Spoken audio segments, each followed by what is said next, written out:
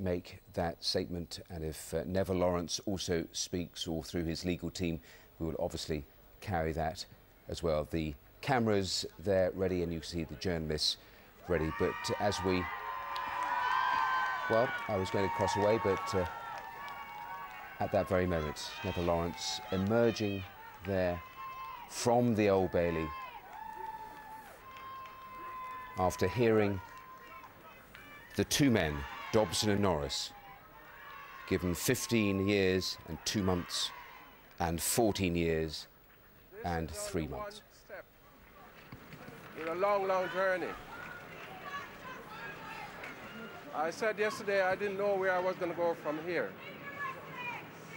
One of my greatest hopes is that these people have now realized that they've been found out. And it's now going to go and lay down in their bed and think that they weren't the only ones who were responsible for the death of my son. And they're going to give up the other rest of the people, so that I come out here again in a year's time and talk to you people again. I'd like to thank the judge, the jury, all the teams that have been responsible for this case from the bottom of my heart, and all the general people who have supported this case over the years. Thank you very much. You turn around to us. You all the family turn around. You all turn around. That's right. You all come round. Now let's try into the middle.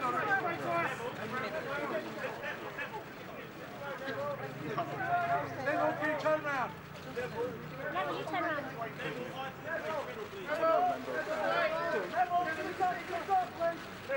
Neville, you turn round. Right. Right.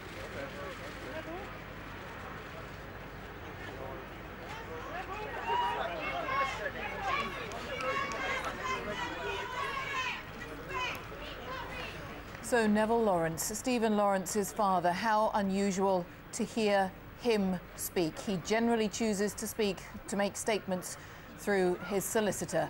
But here, on the day that two men have finally been sentenced for murdering his teenage son, he addresses the media and his supporters outside the Old Bailey. A brief statement, but nonetheless moving for that, given how rarely we hear from him. And immediately telling the large number of journalists and camera crews there, this is just one step in a long journey. And that, of course, a reference to the fact that it is not only Gary Dobson and David Norris who are responsible for the death of his 18-year-old son. A young man, Stephen Lawrence, who held such promise. Nonetheless, he thanked profusely all those who'd been involved in reaching the stage that we have all witnessed today. The sentences handed down to Dobson and Norris, men now in their 30s, of course, but who were teenagers themselves when they were part of a gang that ended the life of a young man for no reason other than the fact of the colour of his skin. And that is one of the points that the judge has reiterated again today in sentencing. We are staying with continuing coverage here on the BBC News channel, because it is thought that we will also hear from Doreen Lawrence, Stephen's mother, who of course has campaigned and fought tirelessly in the more than 18 years since her son was murdered. There, a glimpse of Imran Khan, her solicitor. And let's just hear the cheers again for Doreen Lawrence.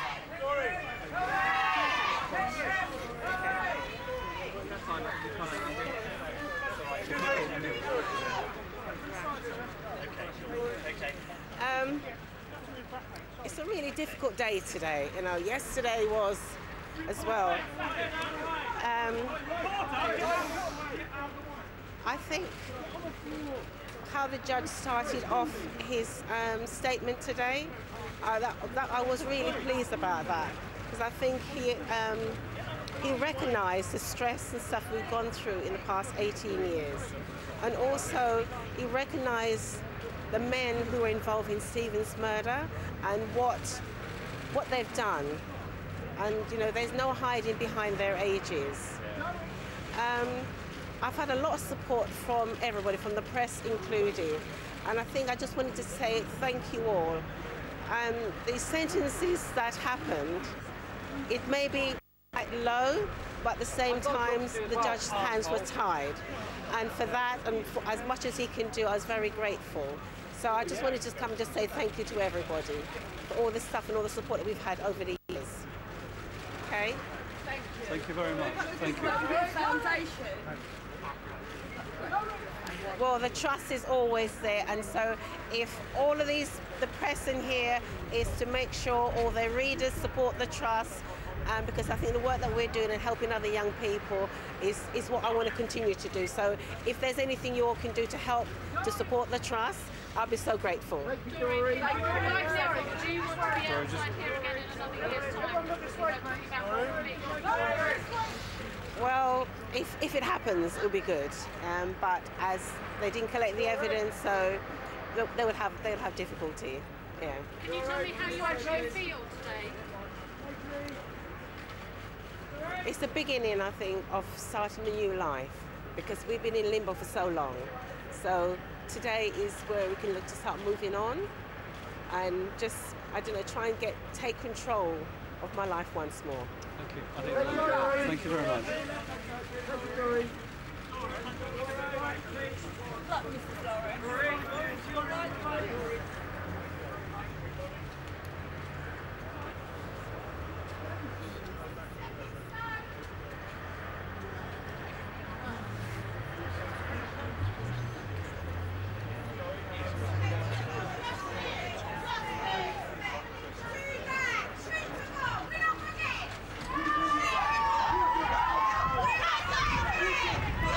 Doreen Lawrence saying this, I hope, is the beginning of starting a new life.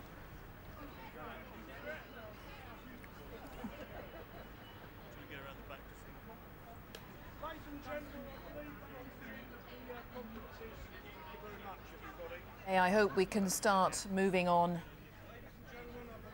This is a really difficult day, said Doreen Lawrence. She made the point that the sentences feel quite low, they seem quite low, but she accepted and made the point that the judges' hands are tied. Just to remind you, you are watching BBC News, to remind you of the sentences that have been handed down. Gary Dobson, a minimum term, 15 years and 2 months. David Norris, 14 years and 3 months. That, of course, to remind you, because they were teenagers at the time of the murder. I'm joined by the Reverend Jesse Jackson, of course so well known for his work in civil rights over many decades. Joining us, I believe you are in East London or Central